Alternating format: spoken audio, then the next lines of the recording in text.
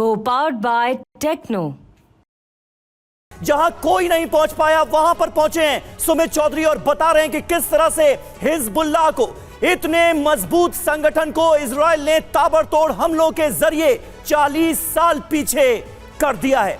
ये तस्वीरें बहुत इंपॉर्टेंट है सुमित, बने रहिए आप हमारे साथ। इस बीच बड़ी खबर अपने दर्शकों को बता दें, बेरूत में थोड़ी देर पहले इजराइल का हमला हुआ, जहां आईडीएफ के हमले, वहां से लाइव रिपोर्ट टीवी 9 भारतवर्ष आपको दिखा रहा है। इजराइल के हमले के पूरे इलाके में धुआं ही धुआं नजर आ रहा है। हमलों के बाद हमले वाली जगह से सुमित चौधरी की रिपोर्ट हम आपको दिखा रहे हैं। इजराइल ने F-35 लड़ाकू विमानों के जरिए जो ताजा हमले अंजाम दिए हैं, उसके बाद क्या हाल हुआ है बेरूत का, देखिए।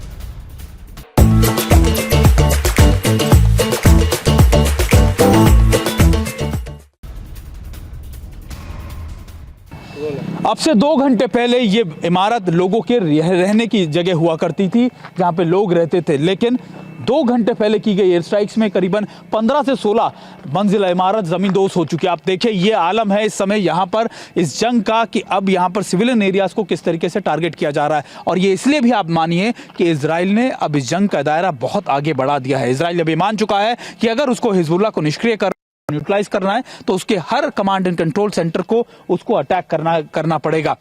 कहा यह जाता है कि इजराइल ने यह दावा किया, इजराइल ये कहता रहा है कि बेरूट के इलाकों में भी खास तौर पर हिजबुल्लाह अपने कमांड एंड कंट्रोल सेंटर बनाकर बैठा हुआ था। उसने बड़े बड़े कमांड कंट्रोल सेंटर बना रखे थे और यही वजह है कि इजराइल अब इनको टारगेट कर रहा है। लेकिन आलम देखिए, अभी ये आलम, ये हकीकत हम आपको दिखा रहे हैं इस जंग के मैदान से, जहां से मैं आपको बताने की कोशिश कर रहा हूं कि टीवी 9 भारतवर्ष आपको इस दिखा रहा है कि आखिर अभी तस्वीरें क्या हैं। अगर आप देखें, ताज़ा तस्वीरें हैं इस जंग की, या फिर आप कह सकते हैं कि इजराइल के अटैक्स बड़े फाइटर एयरक्राफ्ट यानी F-34 की मदद से लगातार यहां पर अटैक किए गए F-35 के। और ये आप इंपॉर्टेंट मानिए कि इजराइल यहां पर अपनी F सीरीज के फाइटर एयरक्राफ्ट की मदद से बड़े अटैक्स को इनिशिएट कर रहा है और ड्रोन की मदद से भी अटैक कर रहा है। हालांकि देखिए, यहाँ पर सिर्फ और सिर्फ इस पूरे इलाके में मुझे सिर्फ धुआं नजर आएगा, आग नजर आएगी, बुरी तरीके से बर्बाद इमारतें नजर आ जाएंगी। खाली हो चुका है ये इलाका। जब मैं एक पहले यहाँ पर आया था तब ये इलाका डेंसली पॉपुलेटेड था, बहुत ज़्यादा भीड़ यहाँ रहती थी, हर वक्त यहाँ पर आपको लोग नज़र आ जाते थे।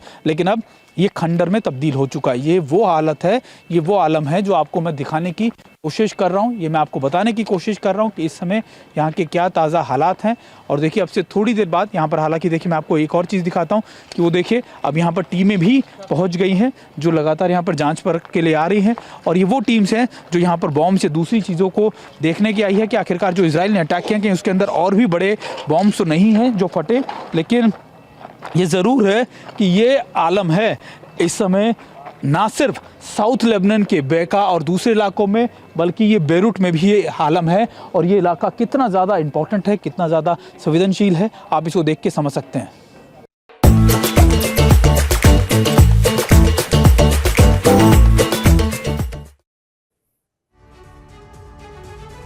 तो देखिए, लेबनान में उन इलाकों में मौजूदगी हमारे संवाददाता सुमित चौधरी की, हमारे वीडियो जर्नलिस्ट निशांत की, जहां पर इजराइल ने ताबड़तोड़ हमले करके इलाकों को दहला दिया है, वो लगातार हम आपको दिखाते रहेंगे। सुमित बेरूत से हमारे साथ बने हुए हैं। हमारे साथ कुछ खास मेहमान भी स्टूडियो में मौजूद हैं। मेजर जनरल संजय मेस्टन सर हमारे साथ मौजूद हैं, महेश सचदेव साहब हमारे साथ मौजूद हैं, पूर्व राजदूत एयर वाइस मार्शल पीके श्रीवास्तव जी भी हमारे साथ मौजूद हैं, और हमारे सहयोगी मनीष झा भी इस वक्त हमारे साथ जुड़े हुए हैं।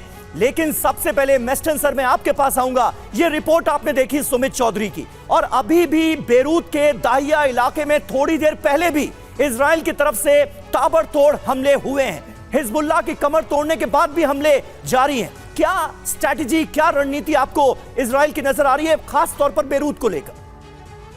पहली बात तो मैं सुमित को शाबाशी देना चाहता हूं कि वो वॉर जोन में बहुत बेहतरीन रिपोर्ट दे रहा है, और 2 घंटे के अंदर जो अभी हमला हुआ था उसके बाद वो वहां पहुंचा हुआ है, और उसका तजुर्बा जो 1 महीने पहले था वो जो अभी कंपेयर किया है, साफ है कि वहां ज़िंदगी चल रही थी बढ़िया। लेकिन आज उसी जगह में हिजबुल्लाह का जो कमांड कंट्रोल सेंटर है, और वो नजरुल्लाह का गढ़ था ये जगह दहिया, तो वहाँ पर ये अटैक्स हो रहे हैं। अब जो स्ट्रैटेजी इजराइल की है वो बहुत साफ है। हिजबुल्लाह का कमांड कंट्रोल स्ट्रक्चर, जिसमें कम्युनिकेशन सेंटर्स, कमांड पोस्ट, सबको डिस्ट्रॉय करना, देखिए वो डिस्ट्रॉय करने के बाद ये बेसिकली कमांड कंट्रोल सेंटर्स जो होते हैं और जो लीडरशिप होती है वो एक सेंटर ऑफ ग्रेविटी होती है, तो सेंटर ऑफ ग्रेविटी को वो डिस्ट्रॉय कर रहे हैं। लेकिन प्रॉब्लम अभी ये है कि जो उनके कार्डर्स हैं, देखिए कोई भी टेररिस्ट ऑर्गेनाइजेशन में, मैं अफगानिस्तान के तजुर्बे से बता रहा हूँ जब मैं वहाँ पर था जी, जैसे ये तालिबान है या अल कायदा है, इनके जो कार्डर्स हैं वो तो भी फंक्शनल रहते हैं, इनमें लचकीलापन इतना रहता है और उनमें जो मोटिवेशन रहता है, उनके कार्डर्स के अंदर जो मोटिवेशन आ गया है, खासकर नसरुल्लाह को मरने के बाद, और आपने पोस्टर्स भी सुमित ने दिखाए हैं, उसमें लिखा ना हम भागेंगे ना लड़ते रहेंगे, तो वो एक उनके अंदर जो जोश है, बदले की भावना है, वो साउथ लेबनान बॉर्डर पे नजर आ रही है। वहाँ इजरायली ट्रुप्स के साथ जो कॉम्बैट हो रहा है, जो ग्राउंड टू ग्राउंड फाइटिंग हो रही है, वहाँ पर इजरायली फोर्सेस को, जो उनकी कमांडोज वगैरह हैं, उनको काफ़ी भारी क्षतिग्रस्त हो रही है। तो जो एक एंट्रेंट हो रहा था, जो एक ऑफेंसिव हो रहा था साउथ लेबनान में, वो थोड़ा अभी फीका पड़ गया है और अभी वहाँ स्टेटस को हो गया है। तो कहने का मतलब है ये जो कमांड कंट्रोल सेंटर तो डैमेज हो रहे हैं, लेकिन ये जो कार्डर्स को डिस्ट्रॉय करना, हमास में भी हमने देखा था जो गाजा में लड़ाई हुई थी, कार्डर्स आखिरी दम तक लड़ते जा रहे हैं, बिल्कुल कई लीडर्स खत्म हो गए। इजराइल को अब स्ट्रेटेजी ये देखनी पड़ेगी, क्या ग्राउंड ऑफेंसिव इलाज है या और कोई जरिया है ये कार्डर्स को डिस्ट्रॉय करने का, वो सबसे बड़ी। यानी संजय मैस्टन सर, ये आपने साफ कहा कि इतना आसान नहीं होने वाला। जो ग्राउंड ऑपरेशन है इसमें बहुत सारी चुनौतियां हैं इजरायली फोर्सेस के सामने। Co-powered by Techno.